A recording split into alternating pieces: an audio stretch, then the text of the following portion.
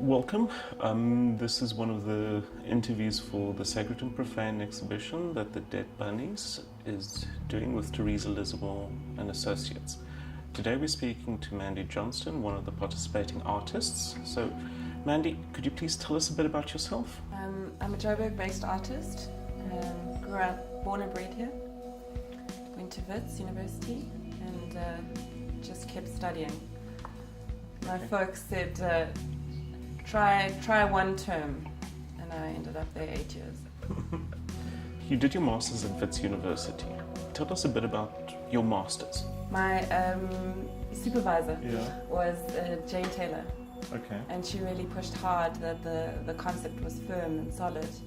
So it was all around trauma and representation. Trauma was obviously a big part of your Masters.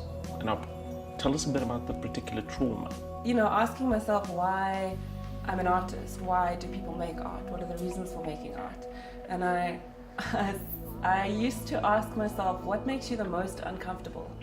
And then I used to make art about that, because I found that if something had a high amount of emotion attached to it, the work that came out the other side would be much stronger.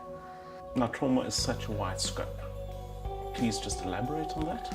I was more interested in how representation out there of the human body and of traumas could either further the trauma or help us deal with it. So at the time there was a huge amount of violence in the media, and it was like society was desensitized. And I wanted to show people that this was not okay.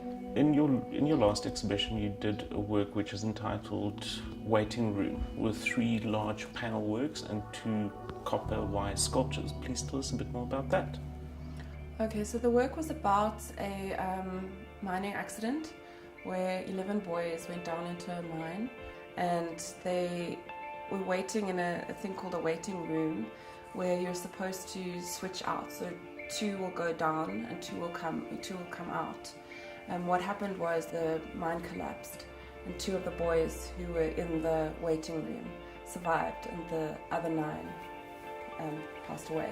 So I wanted to make a work around, you know, these materials and our values of materials, and how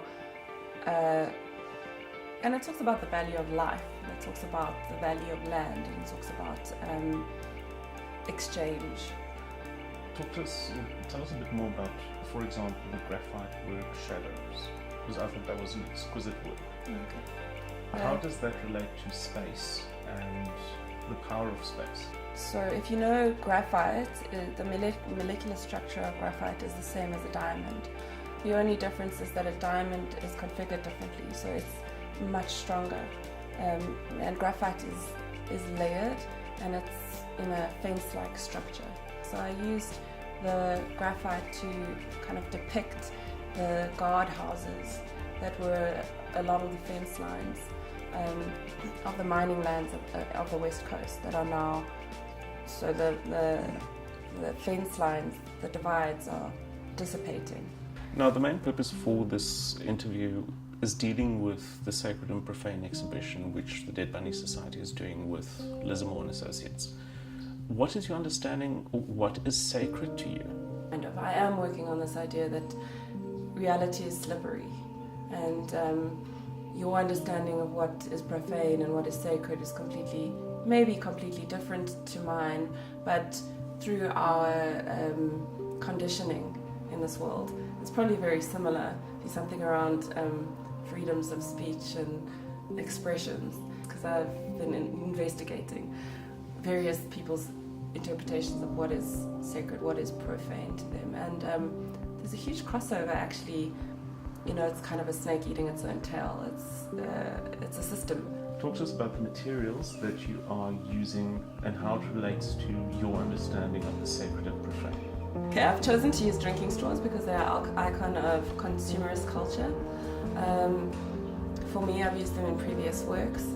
They're great to use because they're malleable and they bend and they heat and whatever, but they literally relate to consumerist culture. And then I'm making a copy of one of Dirk's works. So when you see it, you'll think it's Dirk's work until you read the title, and then you'll see it's mine, and then possibly question, what does that mean to you? What would be your take on the whole collaborative aspect? So I'm speaking to a lot of artists about what it is we're doing, and it does seem like there is some kind of a movement, but it's so tricky, it's so difficult to see it from within it, and it's fascinating to me. So I'm excited to work with other artists at present. You can almost feel the shift in South African art specifically. It's no longer around the identity and the political issues, although they are there, but there seems to be something exciting happening, and this idea of working collaboratively and communally moving through it is really interesting to me. So Mandy, thank you very much for this conversation, and we're looking forward to seeing your work for the Sacred and Profane exhibition. And thank you for watching. Please like and subscribe.